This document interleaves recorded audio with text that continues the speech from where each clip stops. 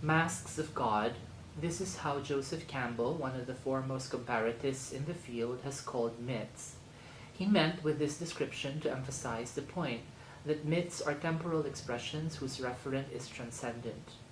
Mythology informs both the rituals and the symbols that cultures have created in order to understand human existence in all its stages: birth, childhood, adulthood, parenthood, old age, and of course, death. Myths are, from this perspective, not false at all. They are rather about accessing the knowledge and experience of the deepest kinds of truth. The reference of mythological heroes are individuals who have lived distinguished lives in the societies that gave birth to these stories, but it is less their exterior than their interior realities that these ancient tales discuss. These heroes all undergo the same prototypical journey that begins with their needing to leave their respective worlds, usually with the help of spiritual gurus or guides. They set out to follow their bliss, which they know to be the source of all life. In the process, they are initiated into the rituals of adulthood and are transformed.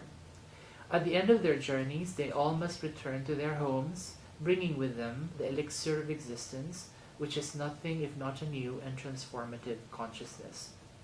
All myths thematize the idea and practice of sacrifice, the immolation of one's own ego, achieved through the various revelations that tribulations necessarily confer upon the hero or the journeyer. Mythic heroes are, of course, considered as social outcasts precisely because they heed the call to adventure issued by their spirits that bids them to leave normality behind in order to pursue their sense of happiness and fulfillment. They go against the system as they engage in a perilous journey that veritably destroys them, but not for good. In all myths, the hero's journey ends in a return or a restoration. The oneness of all life is an ontological insight that heroes ultimately break into. At this apex of illumination, separateness and diversity are revealed to be the illusions of form, mere endowments of the dualist arrangements of temporal existence. Myths call on us to emulate these heroic exemplars, whose stories are ubiquitous in all cultures. They enjoin the listener to embark on his or her own adventure, which will result in the revisioning of his or her own self-understanding. The ego must die in order for the finality of being to make itself manifest to the journeyer, life's essential mystery in all its multifarious and luminous forms. I'll now skip a few pages or a few paragraphs. Reading religions mythologically encourages us to see that the various narratives about God, which is to say the various scriptural traditions, offer not literal but rather spiritual truths. We need not stay trapped inside the cultural prisons of fundamentalist faith systems, pinned as these are to literalist and ethnocentric devotions. On the other hand, reading myths comparatively makes us understand that the world's different mythological systems, which is to say its various religions, are at once false and true. They are false because they traffic in metaphors, which by definition cannot be literally true. And yet they are true because they all collectively express the same yearning to approach, commune, and become one with the same tremendous mysteries. For psychoanalysis, however, myth serves a different purpose. According to the Swiss psychotherapist Carl Jung, mythology is the externalization of the archetypes, the elementary ideas of the collective unconscious. Mythic stories and symbols are representations of humanity's innermost reference, which have a universal resonance precisely because they emanate out of the psyche, which is the body's inward aspect and as such manifests the body's relatively stable reality across history. This is probably why myths have a universal tenor, because the body throughout human history has enjoyed a relatively stable universal reality. We might say, so has the human psyche. On the other hand, the diffusion hypothesis may well be valid too. Myths are similar from locality to locality because they have accompanied the spread of technology across the world. It is the conclusion of Jungian psychoanalysis that mythology's various figures are merely projections of the energies that reside in the human spirit. Hence, their origin is humanity's collective unconscious, and their contemplation can lead us to an understanding of our own archetypal powers. This is a form of allegorical or symbolic contemplation that can deepen and enlarge our inner life. Nowadays, of course, it's become increasingly the case that mythology has become entirely mooted by modern rationality. The mythological life of most societies has been overtaken by scientific demystification. The philosopher-historian Mircea Eliade has famously decried this development, which he believes to be tragic, because to his mind, myths are vital to our humanity in that they are nothing if not hierophanies, narratives that infuse meaning into everyday existence, sustaining life and lending it vitality and interest.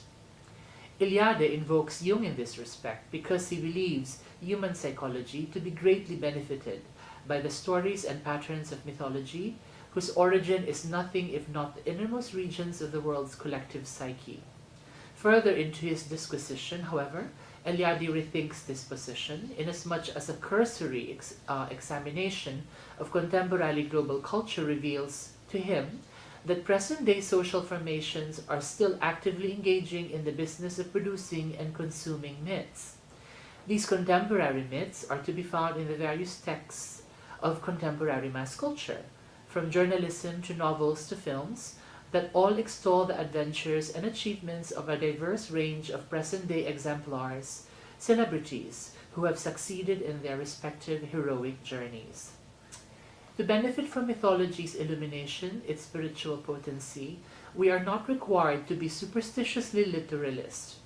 In our reading and interpretation of myths, we can choose to avail ourselves of their images in order to discern our own inner adventures. An analogy that we can draw from this is the experience of literature. Say, our reading of a compelling and well-written novel whose characters and plots are, as we only too clearly know, entirely fictive. Despite this, however, we do have the ability to experience these fictions powerfully. We are touched and moved by them. We fall under their spell while it lasts. Mythology is like well-realized art, hence, it enters our lives the way novels, stories, plays, and poems do, beguiling, devastating, and heartening us by turns. All great art is ultimately mythological in its character. The making sacred of the world, its mythologizing, is one of the primary tasks of the modern-day artists who, like their wizened predecessors, utilize their media's different elements in order to provide their audiences contemporary and interesting paths to mystery and the divine. Indeed, in our world today, the task of myth-making has been picked up by the artists whose highest calling is to bring their audiences into a consciousness of the transcendent truth that underpins all reality. Then and now, mythology endures as the song of the imagination, the music of the spheres, whose energies are synonymous with the body's own innermost promptings, as it is carried by the rhythms and vicissitudes of its being in the world. As they endow their works with the power and relevance of myths, artists encourage us to see the world afresh, to perceive its magic, rapture, and awe once again. Not so much thematically as formally does the art of our day and age accomplish this singular objective. Even without the traditional epic ideas, art's formal sensuousness, its shapeliness, reveals to us its transcendent quality as a kind of radiance that mirrors our own wished-for order and harmony. That's the prose part. That's actually from a lecture or a keynote I gave at the Iligan National Writers Workshop, I think a couple of years ago. I will now read a poem.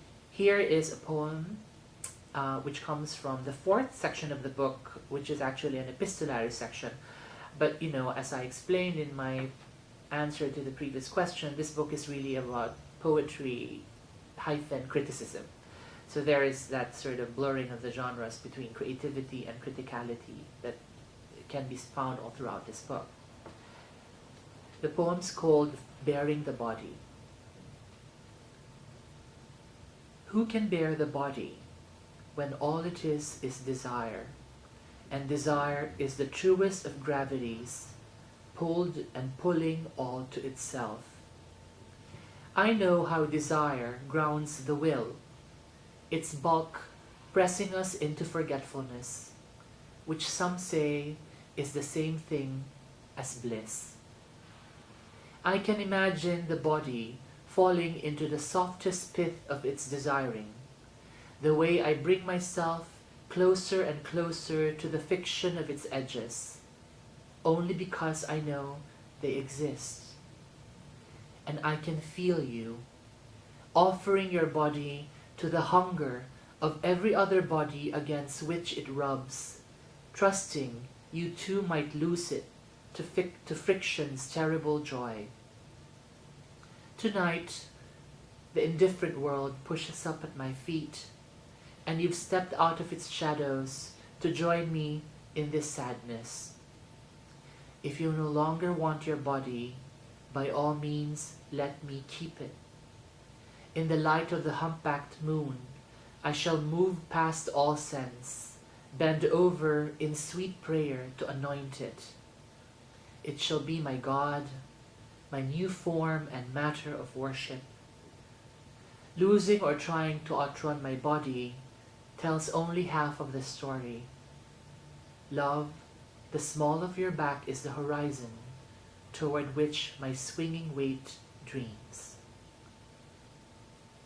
That poem talks about me and my hobby of jogging around the oval. But of course, it's not just about jogging in the end.